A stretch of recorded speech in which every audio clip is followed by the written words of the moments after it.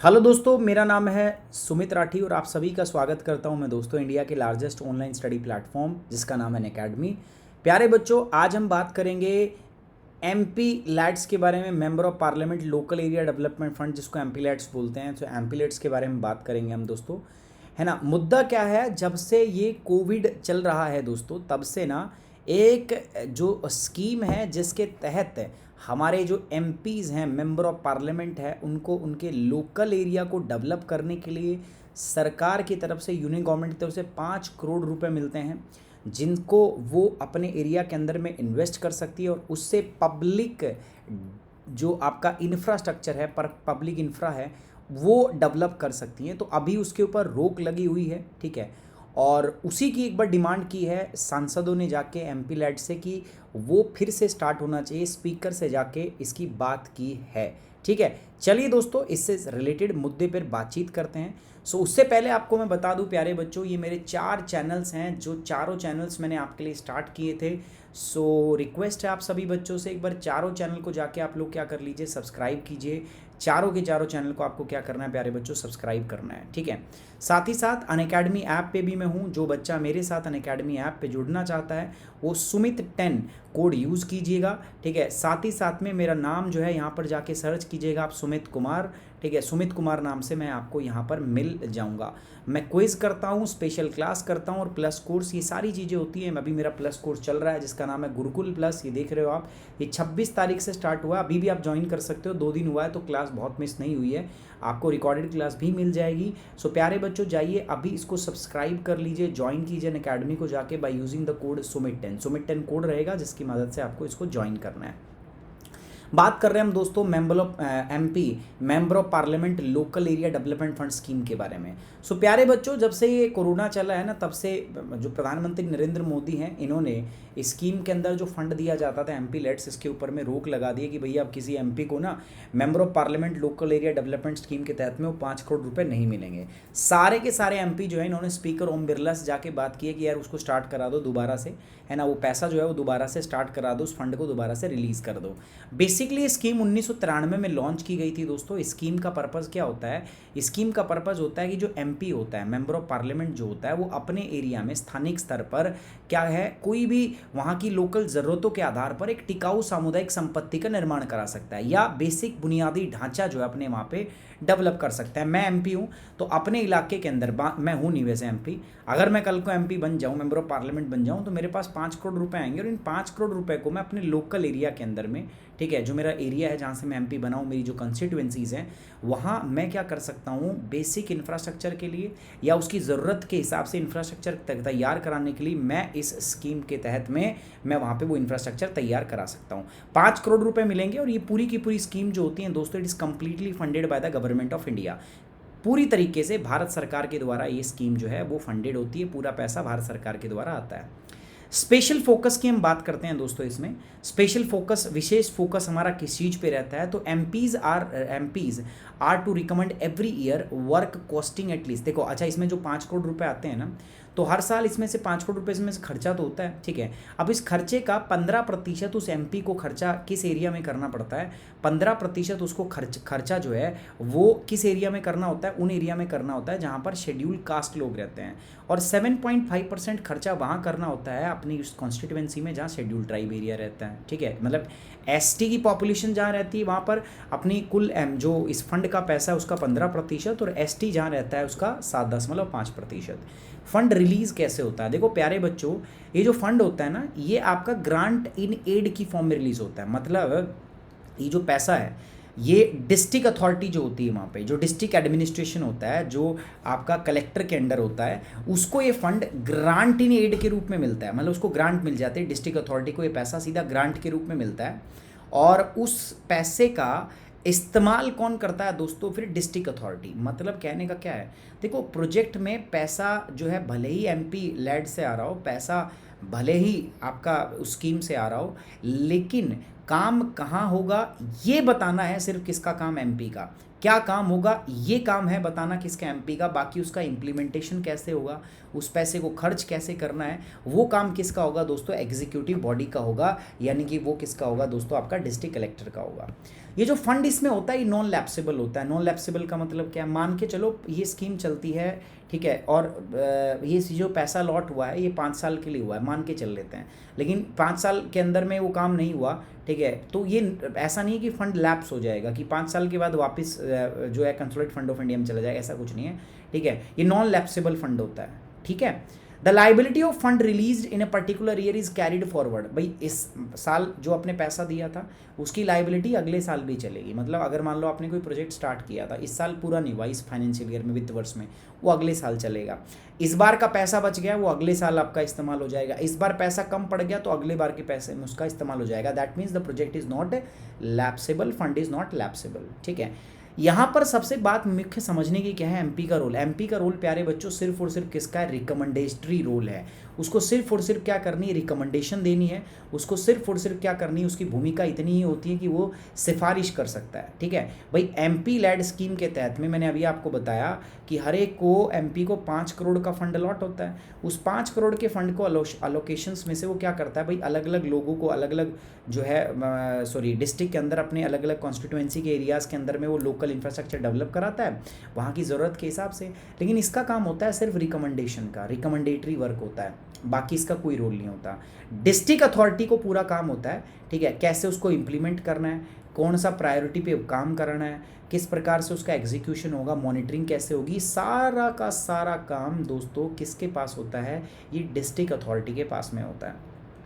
At least 10% जो है project का, जो आपका जो प्रोजेक्ट बना है उसका इंस्पेक्शन भी किया जाता है। 10% डिस्ट्रिक्ट कलेक्टर के द्वारा, डिस्ट्रिक्ट अथॉरिटी के द्वारा उसका इंस्पेक्शन भी किया जाता है, सही हो रहा है कि नहीं हो रहा।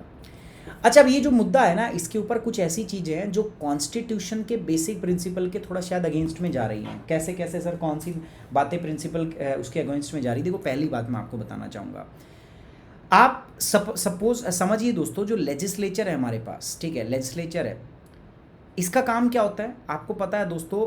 गवर्नेंस या गवर्नमेंट हम जब भी कहते हैं, इस गवर्नमेंट के 3 अलग अलग भाग हो जाते हैं हमारे पास। कौन कौन से हो जाते हैं सर? पहला जो भाग होता है ना हमारे पास, वो होता है लेजिस्लेचर। क्या होता है? लेजिस्लेचर। दूसरा जो भाग होता है हमारे पास, वो होता है हमारे पास क्या दोस्तों? एग्जीक्यूटिव। और जो तीसरा पार्ट होता है वो होता है हमारे पास जुडिशरी। लेजिस्लेचर का मतलब क्या होता है दोस्तों? इसको हम बोलते हैं विधान पालिका, ठीक है। इनका काम क्या होता है प्यारे बच्चों? कानून बनाना। इनका काम क्या होता है? कानून बनाना। ये कानून को लागू करते हैं, इनका काम होता है लागू करना, ठीक है। और ये जो होता है, ये क्या होता है? जुडिशरी। इनका काम क्या होता है दोस्तों? इसका काम होता है चेक एंड बैलेंस का, चेक एंड बैलेंस का, ठीक है। अब जो एमपी है वो किसका भाग है? एमपी यहाँ पे आते हैं, एमपी एमएलए, वो किसका भाग है? यहाँ का। अब सोच के देखो यार, ये लेजिस्लेचर है, एमपी एमएलए, इनका काम क्या होता है? इनका काम होता है कानून बनाना, ठीक है। अब ये कानून बनाना काम है इनका। अब ये क्या कर रहे हैं? ये अपने राज्य के अंदर में एमपी लेड फंड्स के माध्यम से क्या कर रहे हैं? ये बता रहे हैं कि क्या काम होना चाहिए। मतलब ये काम होना जो है बेसिकली, अगर काम कराने की बात करें, वैसे इनका काम सिर्फ किसका है? रिकमेंड करने का। भाई डिस्ट्रिक्ट के अंदर, इनके डिस्ट्रिक्ट में कौन सा काम होगा, कहाँ काम होगा, इनको सिर्फ रिकमेंड करने का ही अधिकार है, इनको सिर्फ सजेस्ट करने का ही अधिकार है, बाकी अधिकार इनके पास में नहीं होता है, अगर आप समझे तो।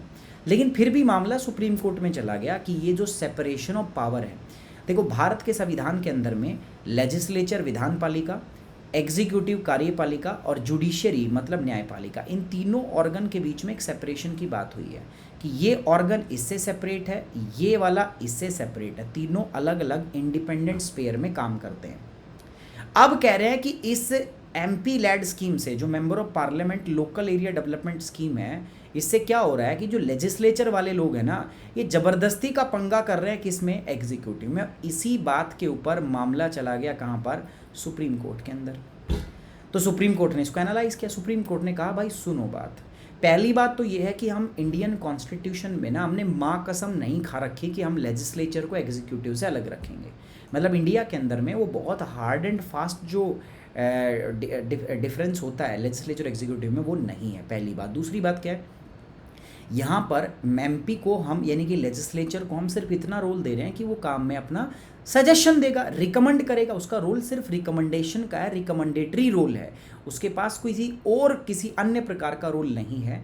तो इसीलिए ये जो हमारा पावर जो सेपरेशन ऑफ पावर का कॉन्सेप्ट है उसको हैम्पर नहीं कर रहा है। तो सुप्रीम कोर्ट ने अपनी जजमेंट दी, ठीक है। 2010 में मामला चला गया, तो एक 5 जज बेंच बनी सुप्रीम कोर्ट की जिसने इस मामले पे अपनी जजमेंट दी। तो उन्होंने कहा कि देखो, पहली बात तो Indian constitution not recognise strict separation of power. कह रहा है कि भारतीय संविधान के अंदर में ना ये सख्ती के साथ में ऐसा कोई पृथकीकरण को मान्यता हमने नहीं दी हुई कि बहुत सख्त है, ऐसा नहीं है। पहली बात तो ये।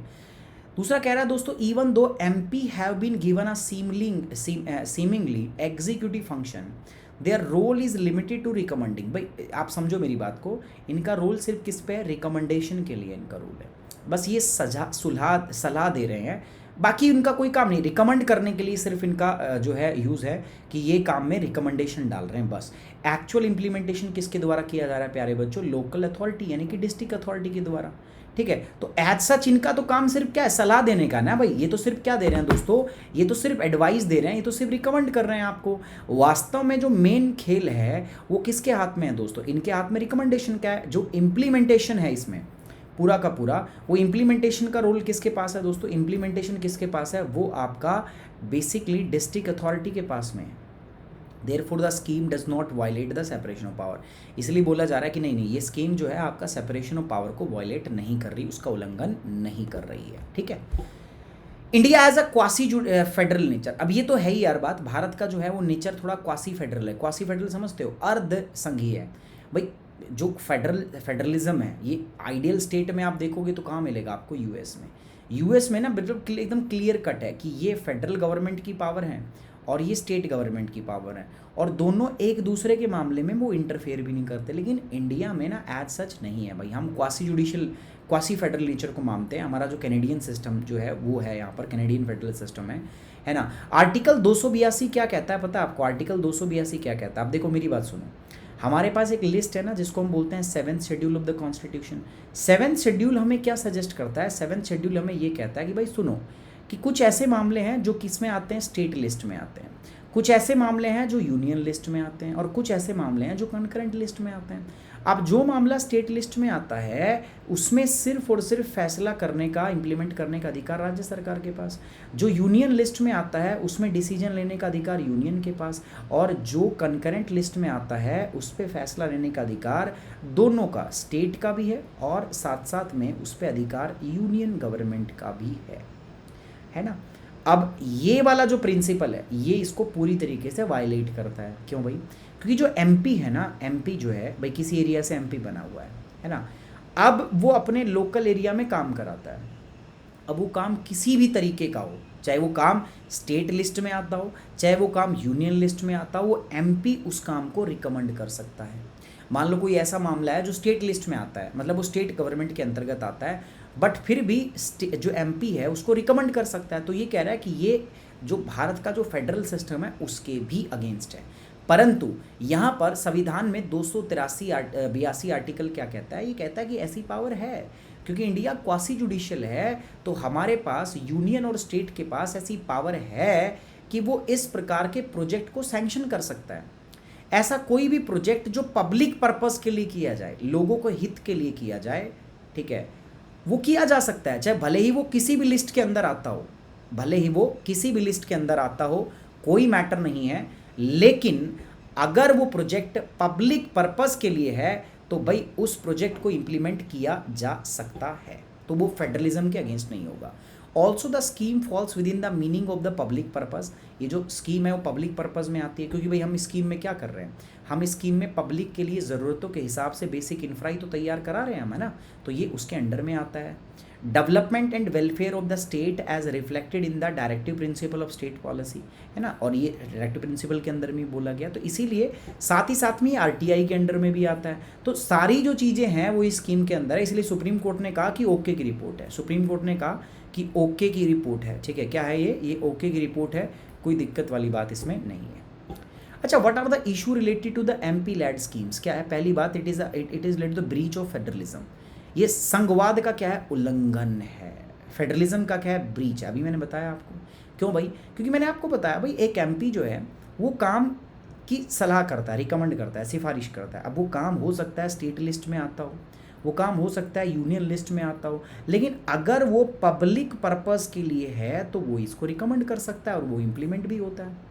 तो इसीलिए जो भारत का जो फेडरलिज्म है उसके ये थोड़ा सा अगेंस्ट है ना। तो ये हमने बात कर लिया। लोकल जो हमारे सेल्फ गवर्निंग इंस्टीट्यूशन होते हैं उनकी पावर को ये एनक्रोच करता है, ठीक है, उनके पावर पर ये अतिक्रमण करता है। ये भी एक इंपॉर्टेंट चीज़ है जो आपको ध्यान रखनी है। ये हमारा जो सेपरेशन ऑफ पावर की डॉक्ट्रिन है, जो हमारी नीति है ना, उस सिद्धांत के भी क्या है दोस्तों, ये अगेंस्ट में जाता है। The scheme disturbs the scheme of separation of power under the constitution as MP are getting involve in the executive functions. ये कह रहा है कि देखो एमपी का काम क्या है, कानून बनाना, लेकिन वो क्या कर रहा है, वो एग्जीक्यूटिव फंक्शन में अपनी टांग अड़ा रहा है, जो मैंने अभी आपको पहले बताया था। दूसरा है नो स्टैट्यूटरी बैकिंग। आपको पता है इस कानून को बस हम कर रहे हैं, इसके लिए कोई कानून है, इसको एक कोई जो कानून की तरह स्टैट्यूटरी लॉ की बैकिंग नहीं है इसको, है ना। किसी कानून के द्वारा इसको गवर्न नहीं किया जाता, किसी सरकार द्वारा इसको। ये जो पूरा स्कीम चल रहा है ना, ये करंट में जो सरकार होती है ना केंद्र में, उसकी विम्स एंड फैंसीज़ के ऊपर ही पूरी की पूरी जो है ये चलती रहती है, ठीक है। तो ये भी एक इंपॉर्टेंट चीज़ यहाँ पर है, कोई वैधानिक समर्थन इसके अंदर में नहीं है, ठीक है। उसके बाद रिकमेंडेशन ऑफ वर्क। रिकमेंडेशन कौन कैसे करेगा? मान लो कोई एमपी तो है, लेकिन एमपी हो सकता है वो लोकसभा का मेंबर हो। तो भैया अगर आप लोकसभा के मेंबर हो ना, तो आप अपने निर्वाचन क्षेत्र में कहीं पर भी काम की सिफारिश कर सकते हो, ठीक है। मान लो मैं गुड़गांवा लोकसभा क्षेत्र से हूँ, तो मैं पूरी गुड़गांवा के अंदर में गुड़गांवा जो लोकसभा क्षेत्र है उसके अंदर में कहीं पे भी मैं काम की सिफारिश कर सकता हूँ। अब मान के चलो मैं राज्यसभा का मेंबर हूँ, तो मैं जिस राज्य से राज्यसभा का मेंबर बना हूँ, मैं उस राज्य में कहीं पर भी बोल सकता हूँ कि ये काम हो जाए, तो रिकमेंडेशन कर सकता हूँ, ठीक है, कहीं पे भी। मान लो मैं राज्यसभा का मेंबर हूँ हरियाणा से, तो मैं पूरे हरियाणा में किसी भी डिस्ट्रिक्ट में काम करा सकता हूँ। अगर मान के चलो मैं नॉमिनेटेड मेंबर हूँ लोकसभा का या राज्यसभा का, तो भाई मैं पूरे देश के अंदर में कहीं पर भी इसको क्या करा सकता हूँ, इस स्कीम को इम्प्लीमेंट करा सकता हूँ, ठीक है। समझ में आया? तो ये है हमारा member of parliament local area development scheme, जो अभी बंद था, इसको अभी दोबारा से स्टार्ट कराने की बात की जा रही है। एक इम्पॉर्टेंट टूल भी है, ठीक है, इम्पॉर्टेंट टूल है ये एमपीज़ के लिए अपने लोकल एरिया को डेवलप करने का, वहाँ के लोगों के हिसाब से, ज़रूरत के हिसाब से इंफ्रास्ट्रक्चर, उनकी ज़रूरतों को ध्यान में रखने का, ठीक है। तो ये इंपॉर्टेंट स्कीम है और अभी हमने बंद की हुई है ड्यू टू द कोविड की वजह से। यार गवर्नमेंट के पास पैसा है नहीं, तो उसने बंद किया हुआ है, और इसी वजह से दोस्तों इसके ऊपर हमें क्या करना है, इसके ऊपर हमें थोड़ा सा ध्यान देखना है, ठीक है।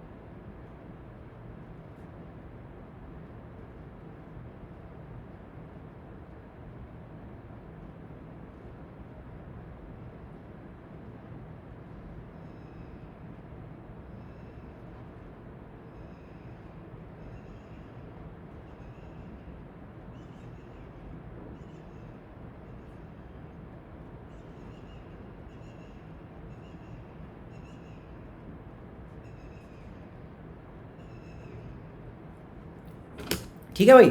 सो ये टॉपिक था हमारा। बाकी आप यार गुरुकुल में जुड़ सकते हो, आपको पता है कैसे आप करोगे, ठीक है। मेरा कोड है सुमित 10, आप सुमित 10 यूज़ कर सकते हो, और ये मेरा कोड रहेगा, है ना। आप इसके माध्यम से, ये मेरा टेलीग्राम चैनल है, इसको फॉलो कर लीजिए। चलिए, on this note we are ending this session. Thank you very much, take care, bye bye, जय हिंद।